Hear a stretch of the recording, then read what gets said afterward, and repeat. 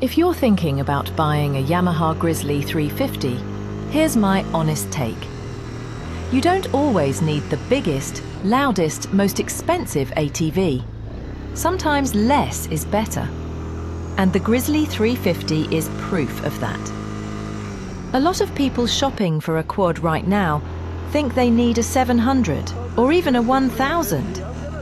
You see the ads, you see the power numbers, you hear about riding wide open and going 60 miles an hour. But in the real world, most people are not racing dunes. Most people are not trying to do 65 on a fire road. Most people just need something that starts every time, gets them and their gear in and out, and doesn't turn into a financial headache. That's where the Grizzly 350 lives. Let me explain the kind of person this quad is for. Picture this. You've got an older machine, something like an '88 Yamaha Big Bear that you've owned since new. You've used it for years to hunt elk and deer in the Colorado backcountry. You're not looking for speed, you're not trying to go Mach 2 with your hair on fire. You just want a new machine that is durable and dependable, mainly for hauling elk out of the backcountry.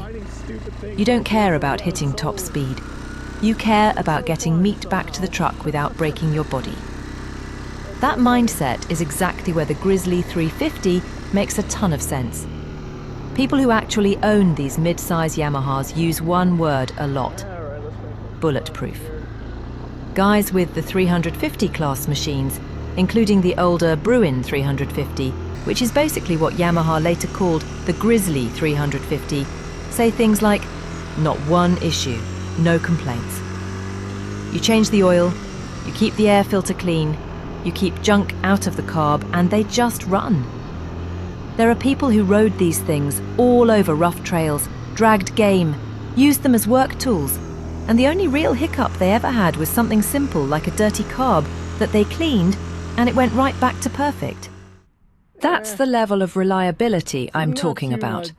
Not it's reliable on paper, I mean reliable like it starts at 4:30 in the morning when the air hurts to breathe.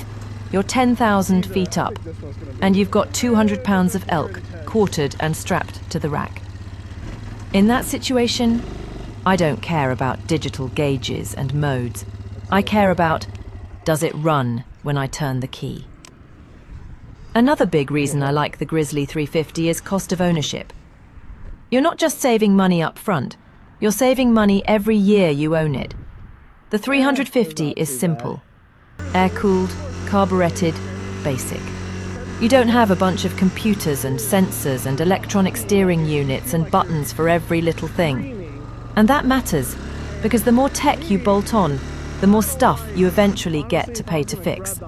Now let's talk honestly about power, because this is the thing people always bring up. Is a 350 enough, or is it too weak? Here's the truth. No, the Grizzly 350 is not fast. Owners will straight up say it's not going Mach 1. If you're used to riding something like a Raptor 660 or a modern Grizzly 700 with power steering, the 350 is going to feel slow. In 4x4, it can feel a little doggy compared to those bigger machines. You're not going to hammer wide open across a field and feel that big hit. But speed is not the point here. For hunting and work, what matters is low-end grunt, traction, stability and control. You want something that can crawl and pull, not something that can race. And the reality is, people have hauled out full-size elk off the mountain with quads in this class for years. It's already been proven. It's not a thing.